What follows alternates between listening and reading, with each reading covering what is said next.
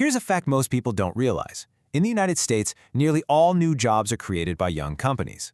They don't just create jobs, though. They generate trillions in economic activity, and they fundamentally change how our world works. So, in this explainer, we're going to break down exactly why startups are the engine of our economy and, really, our society. Okay, so here's how we're going to tackle this. First, we need to be really clear on what a startup actually is.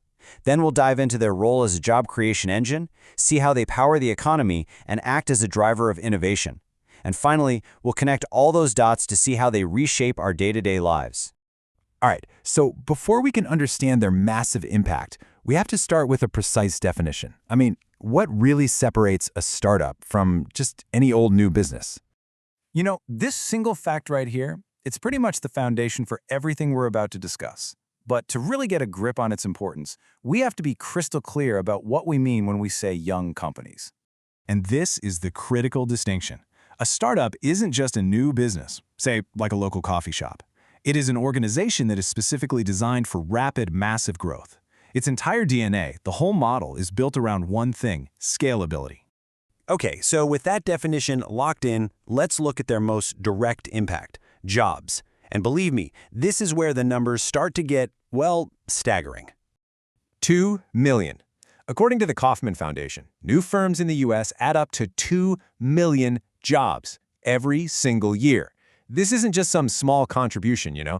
This is a primary driver of the entire labor market. But here's the key insight, and it's something most people find pretty surprising. Research shows that while young companies are constantly adding jobs, older, established companies, well, on average, they actually shed jobs, through things like automation and just getting more efficient. This means the entire net growth in jobs comes from these new firms. So here's what that means for the entire labor market. If you were to just pull startups out of the equation, net job growth would basically grind to a halt. It'd be hovering right around zero, or maybe even go negative. This is why it matters. They are the engine. And it gets bigger. If we zoom out from just the brand new firms to the whole small business ecosystem they grow into, the numbers get even crazier. We're talking 46%. According to the U.S. Small Business Administration, these companies employ 46% of all private sector employees. That's tens of millions of people. So, naturally, this massive employment base translates directly into economic output. It's about way more than just paychecks. It's about powering the entire gross domestic product. The data from the Small Business Administration is really clear on this. Small businesses account for about 44% of all U.S. economic activity. Let's just pause on that for a second.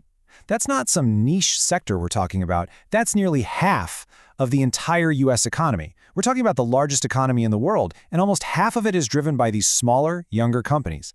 That's why this matters on a macro level. Okay, so beyond their current economic footprint, there's another, maybe even more important role that startups play. They are fundamentally about creating what's next.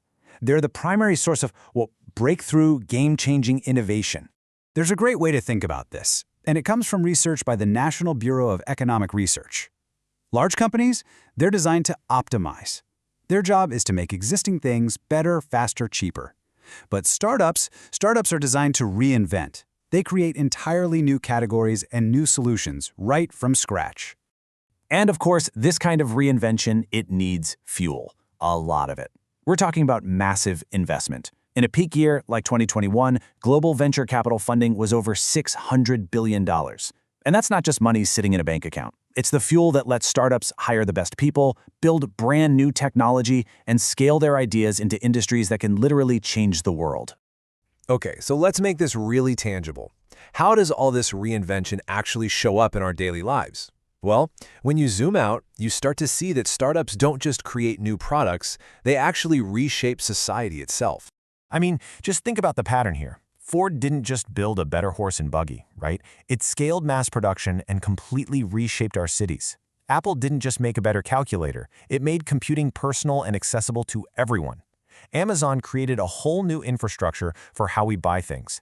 And you see it today with companies like Uber and Airbnb, which have totally redefined how we move around and how we travel.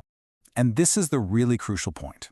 The ultimate impact of a successful startup isn't just economic. They change human behavior. They change how we travel, how we talk to each other, how we work, how we live our lives. They're changing our daily routines on a global scale. But, and this is a big but, there's an unavoidable reality to this whole model. For every single one of those success stories, there are just countless failures. The number is around 90%. About 90% of all startups fail. I think most people don't realize just how high the stakes truly are. So we need a reframe here.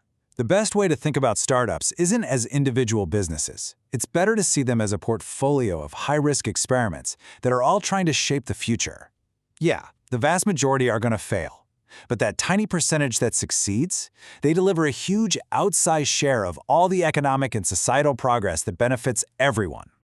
All right, let's just recap the big takeaways. First, startups are responsible for pretty much all new job creation. Second, they power nearly half of all economic activity. Third, they act as the main engine for breakthrough innovation. And fourth, because of all that, they fundamentally change how our society works. And all of this leaves us with one last question to think about. If 90% of these experiments are designed to fail, what is it about that tiny 10% that succeed that makes them so incredibly powerful?